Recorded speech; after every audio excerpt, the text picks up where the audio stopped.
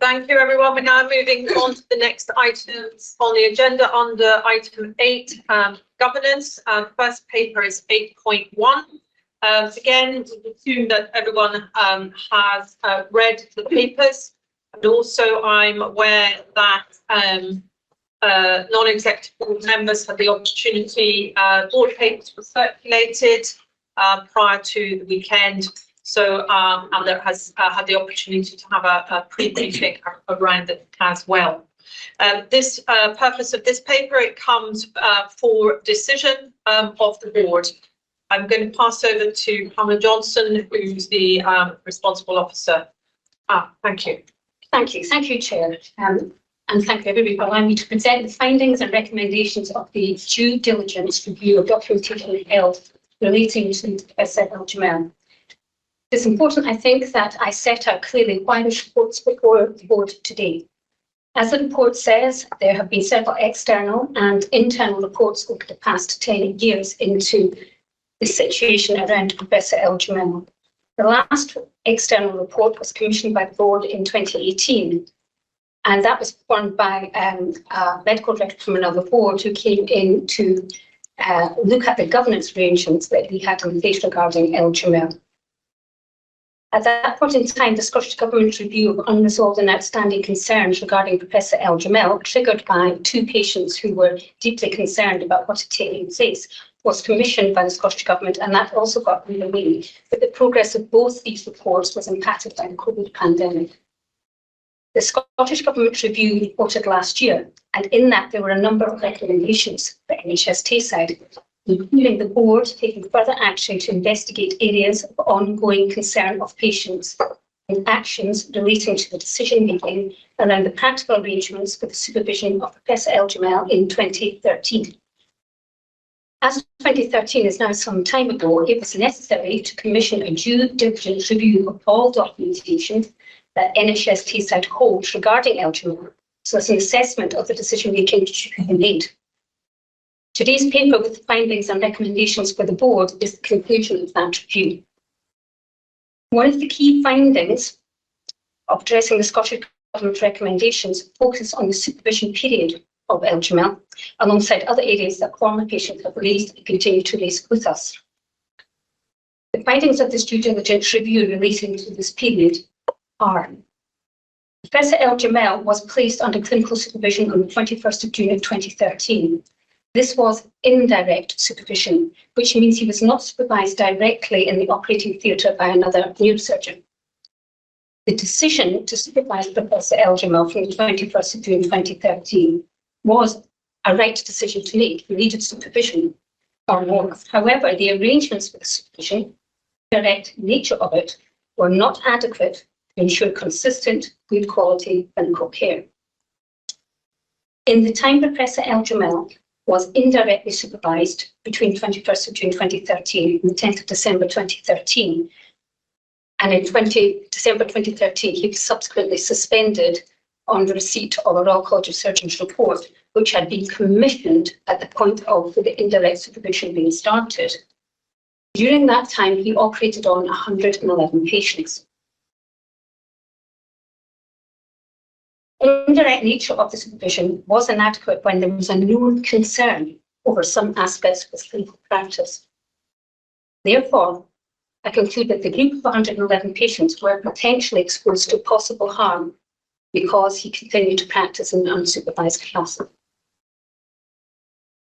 Because of this, and because of these conclusions, I have written to the patients who had their operation between these dates to inform them about the findings of the review and to sincerely apologise to them on behalf of the board. For your assurance, we are offering support to them in a number of ways, and there's a dedicated team called the Patient Liaison Response Team, which is set up to help them with any questions and concerns they may have going forward. We recognise, and I certainly recognise, that many former patients remain understandably very upset and unhappy with what has happened.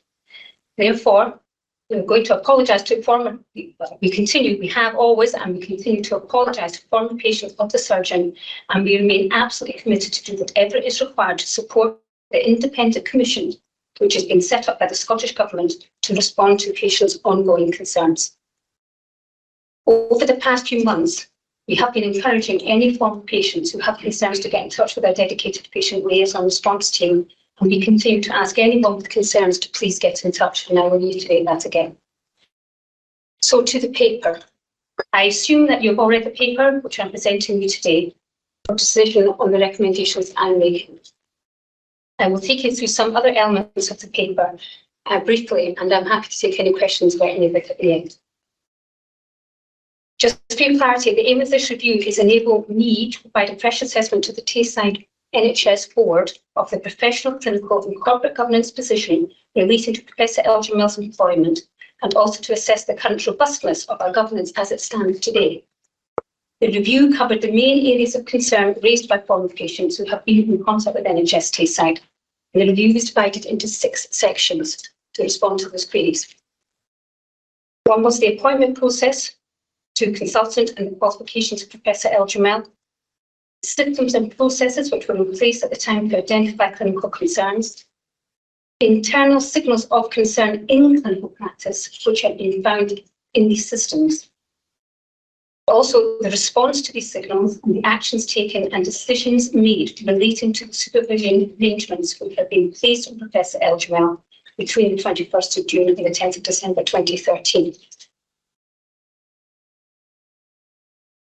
From this report, I have therefore concluded that the key aspects of the events regarding Professor Eljamel are: it should be noted that behaviour of individual doctors and the professional responsibilities as set out in the General Medical Council's Good Medical Practice are paramount.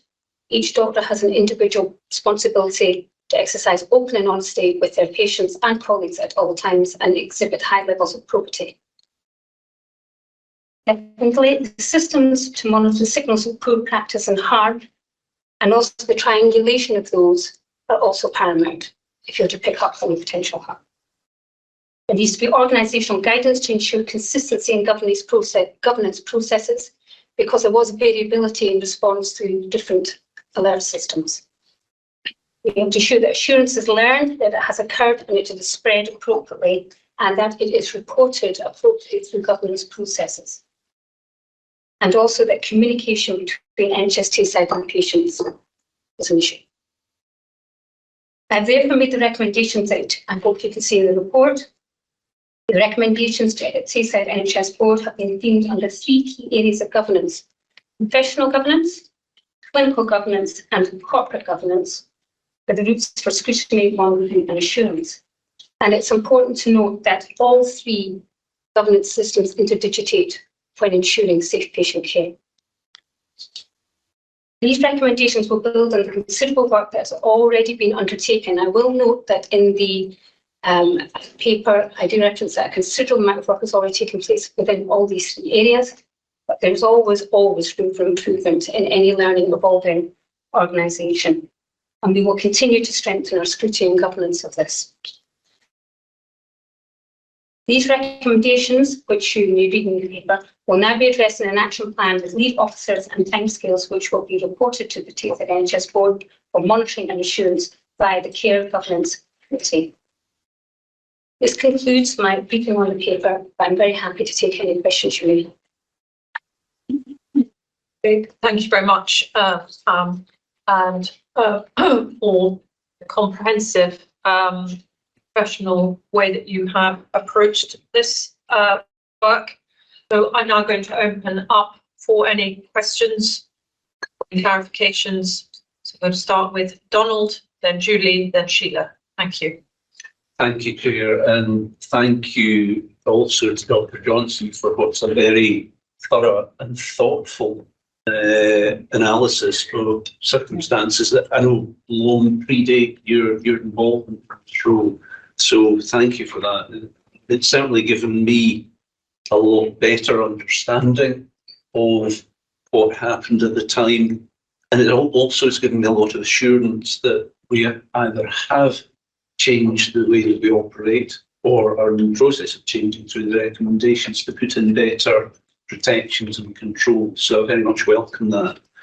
I think the 3 questions, if I may, that just occurred to me as I was reading the paper. I think the first one is we've perhaps been accused of marking our own homework in the past. Should we perhaps have arranged for this review to be done externally? That's question one. The second one, for reasons you explain, it's our retention policy to destroy records after a certain amount of time. Absolutely, we should do that. Does it mean that we should have done this review sooner, when there might have been more information that we could use? And finally, from my own point of view as whistleblowing champion, is there more that we need to do to reinforce awareness of whistleblowing among the clinical group, alongside the other measures that are now in place? So these were my thoughts, but again, I don't want to take away from a really thorough piece of work. So thank you. Thank you, Donald. I think I said at the outset, there's been a series of reports, both internal and external, 4 external reports. And this review is in direct response to the last of those external reports, which mandated that we had to dig right underneath this, and also to be able to establish the facts as a comparatively new team with it's 10 years old, a lot of lost corporate memory. We had to get all the facts aligned together to explore.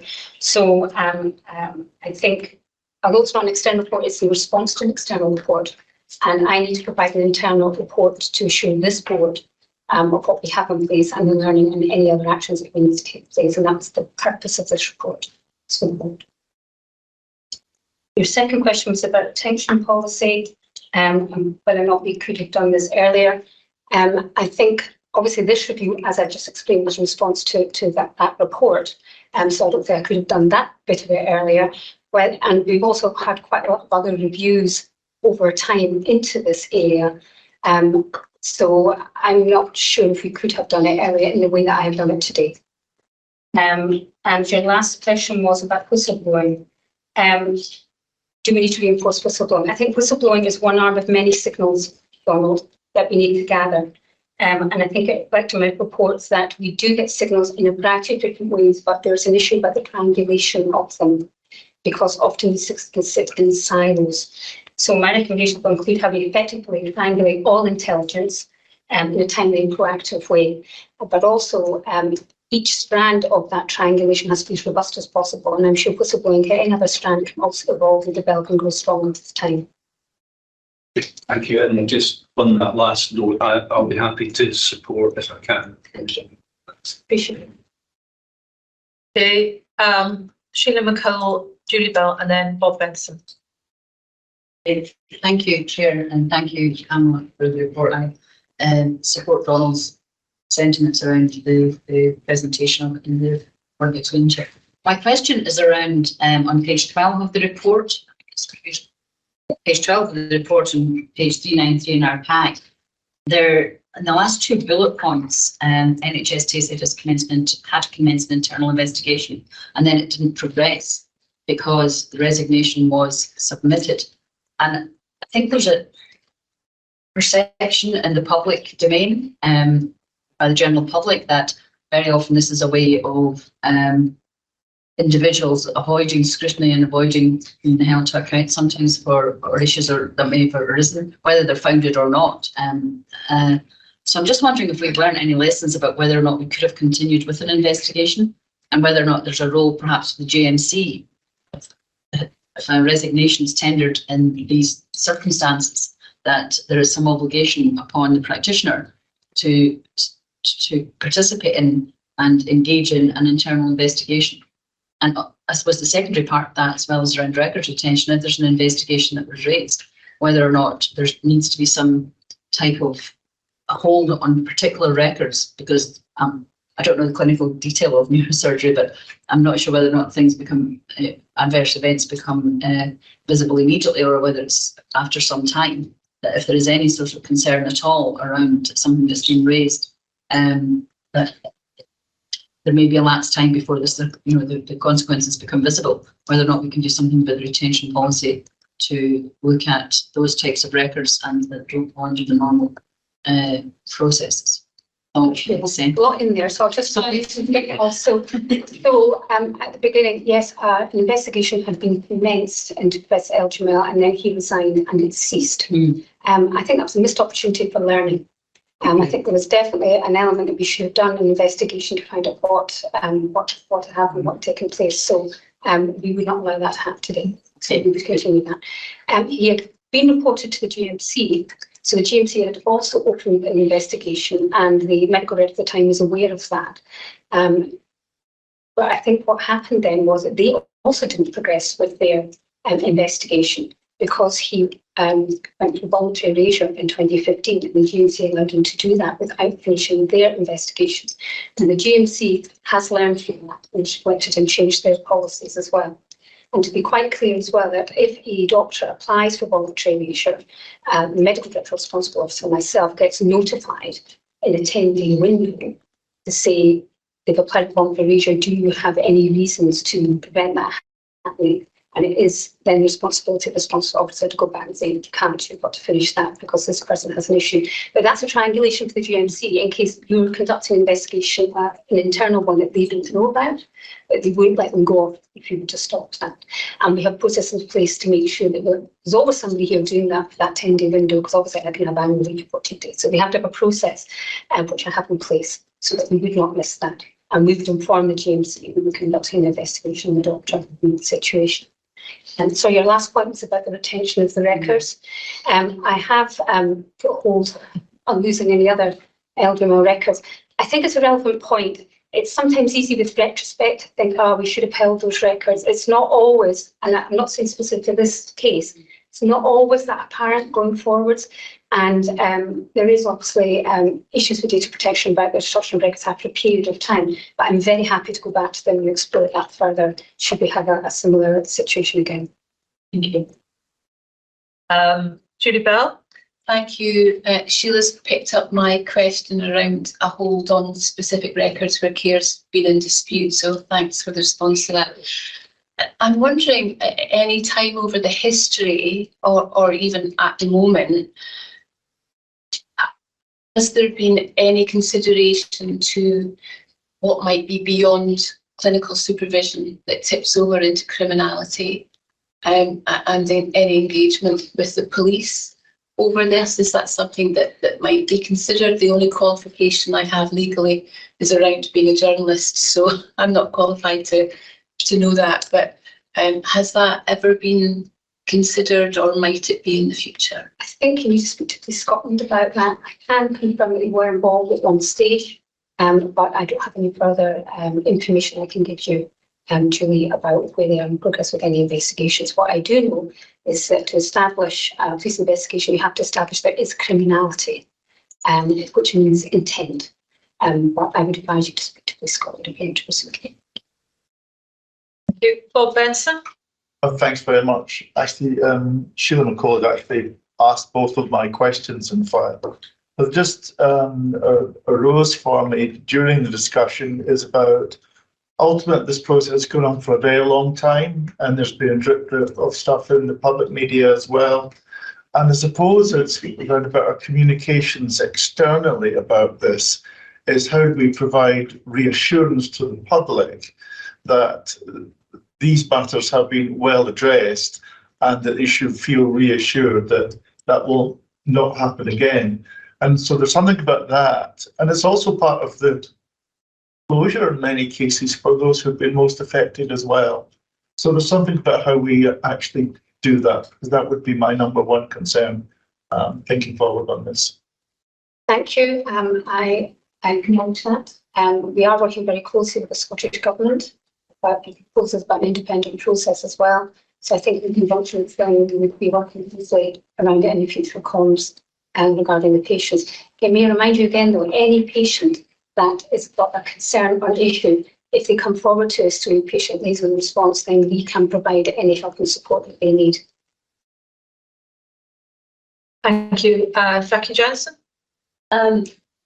Few things. I think the first thing, the patient liaison response team is a great idea, and that feels as if it's potential for to be used in the future, but also the potential for that to move things forward.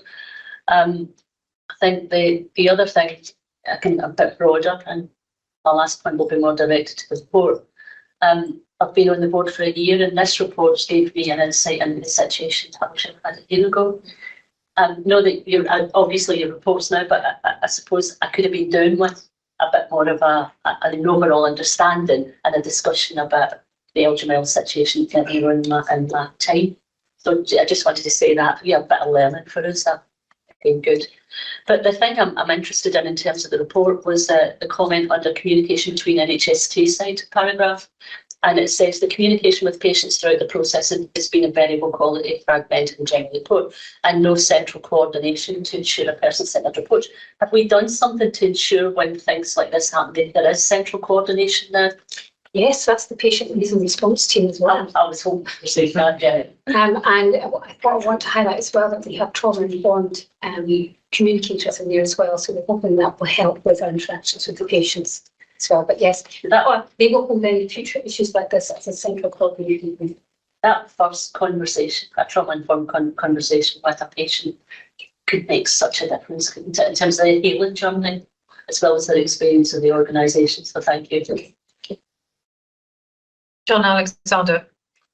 Thank you, Chair, and thank you for the report. I think, like Jackie says, it's really helpful to have a really thorough analysis of the issues, the time frame, the investigations, and each of the elements within that.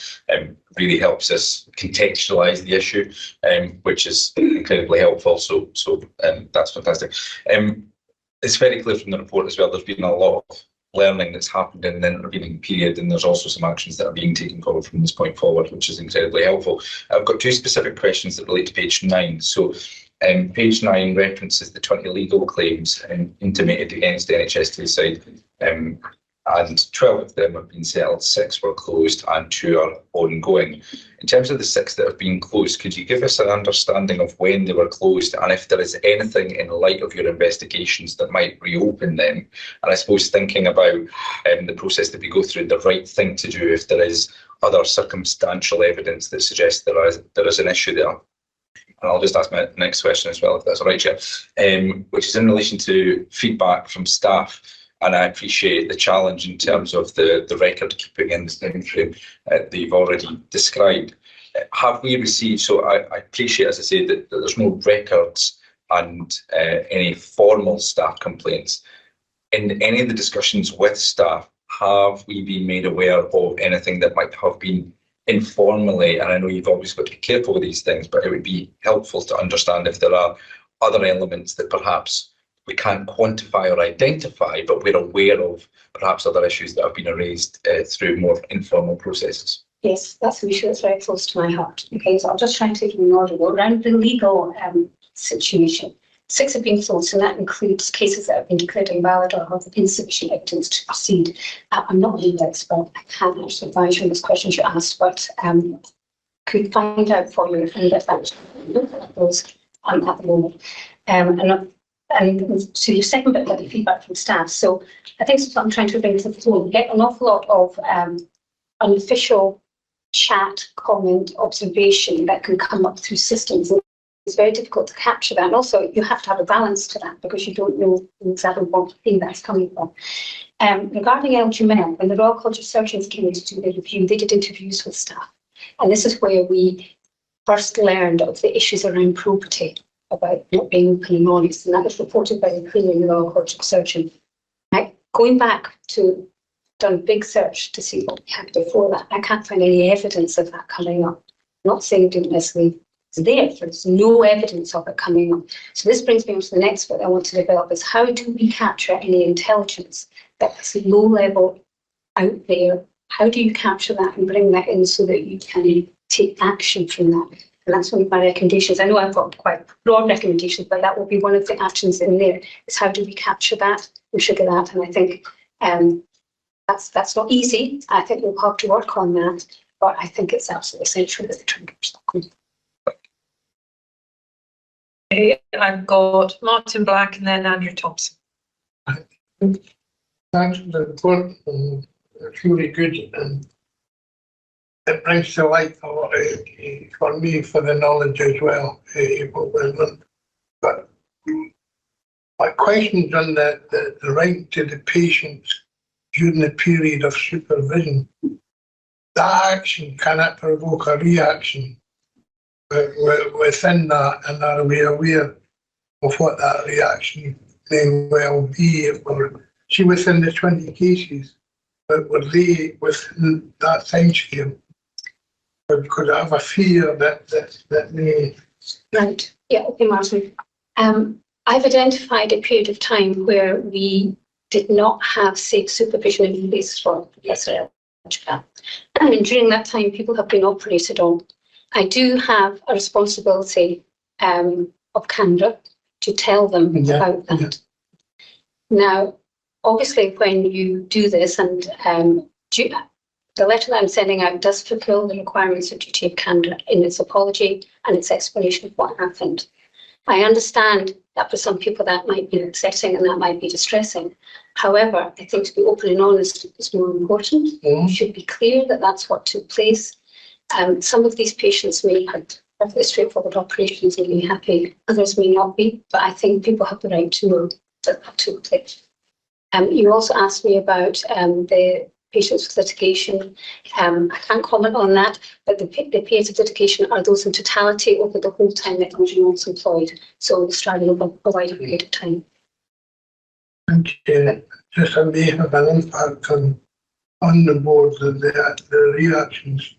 Yes, but I still think it's the right thing to do. Andrew? Thank you, Chair. First and foremost, just to say thank you to our Medical Director for this report. I have to say, and although it's only been just over a year that I've been on the board, this is one of the most clear and honest reports I've seen. And I think actually that serves us incredibly well in terms of answering some of the criticisms that Eljamel raises in terms of this clarity and honesty within it. And very much thank you to panel for that. I think although this was a response to an external review, actually there's great power in an internal review that comes up with these self-criticisms, because I think that just shows our ability to be open out there, be recognised. Two other things. I think one is sort of heading in pattern recognition, and I'm aware of the work that you did to get that soft intelligence and to collate that soft intelligence, and I think that is absolutely critical, because sometimes you don't want to wait till the big case or the big patient harm, when actually you can pick it up by perhaps collecting 20 sort of softer notes and just investigating those and then realising that you've got a pattern that's there. I welcome the work that you've been doing and support that from the ACS perspective to wherever. I think the other thing that might be worth just challenging, especially as the General Medical Council has just released its new version of good medical practices, this 10-day window. I think 10-day window is entirely inappropriate to put such a limited period of time for response, and I wonder whether actually possibly through the medical directors group or through the chairs group that actually sort of communication with the GMC to ask them to consider a revision to that 10-day window, because it is so critically important. I know they have tightened up their response to someone seeking voluntary erasure, but often that is a route for people to think they can avoid an investigation ongoing, and the employer's perspective on this is critical. So if you miss it just by being in 10 days, that's a missed opportunity. Thank you. It's duly noted. Okay, just don't know if you heard that, Donna, but that was duly noted. Thank you. So John Alexander and then Tracy Bowman. Apologies for coming back into it. It's just something that sort of triggered a thought in my mind, which was around the issue of communication, which you've referenced. And I absolutely agree with you. We need to do the right thing by the patients, given that they are the subject of sort of Eljamel's conduct. But my question, I suppose, in terms of the letters which will be coherent and consistent to those patients that are directly affected, can we share the form, I suppose, letter that's going out to patients so the board can have the assurance in terms of that communication? Obviously anonymised and remove any reference to the specific patients, but it would be helpful just to understand what we're communicating to the patients to offer that assurance on the communication. I'm quite happy to do that. I'll get that better shared in board. Then Tracy Bowman on the hub. Thank you. Thank you. Yeah, I'd just also like to say thank you for this very clear, logical and honest report, which explains everything perfectly. What the question I had was about the recommendation G under corporate governance, and it's talking about making sure that there's a governance approach to ensure that external reviews relating to clinical issues are kind of followed up and action plans are completed and so on. And my question really was whether consideration will be given to applying that to other reviews, i.e. those that maybe are not clinical reviews but are equally important for corporate governance, just to make sure that, you know, everything is picked up, that actions are not kind of falling through the net. Thank you. I think that's a very good observation. Also, I've been concentrating on it from the point of view of care governance, because the clinical reports will be reported to care governance. But yes, we can ensure that hopefully all other reports are currently reporting to a standing committee to go forward. Okay. Anything else from the other colleagues? So we come then to the recommendation that is contained in 2.5. I'll go through those each one by one. So as board members, we are asked to, first of all, note the report, consider, do we have and approve the recommendations, approve the development of an action plan to address the recommendations, and approve the governance route for the action plan for monitoring and assurance, confirming that that will be the Care Governance Committee, the chair of whom is currently non-executive chair Beth Hamilton, and the vice chair is Sam Riddle, with regular updates to the board from the committee. So I'm going to first of all confirm that we've noted the report and we've considered the recommendations. Can I have confirmation then that we are approving the recommendations? Yes. That we are approving the development of an action plan to address the recommendations? Yeah. And we are approving the governance route for the action plan for monitoring and assurance, confirming that that will, in the first instance, be the Care Governance Committee, and secondly, with regular updates to the board from the committee. Yes. Thank you very much. That concludes that paper 8.1. And again, I would like to convey my thanks as chair and also the board's thanks, Pam, for the diligence and the professionalism in which you have conducted this review. Thank you.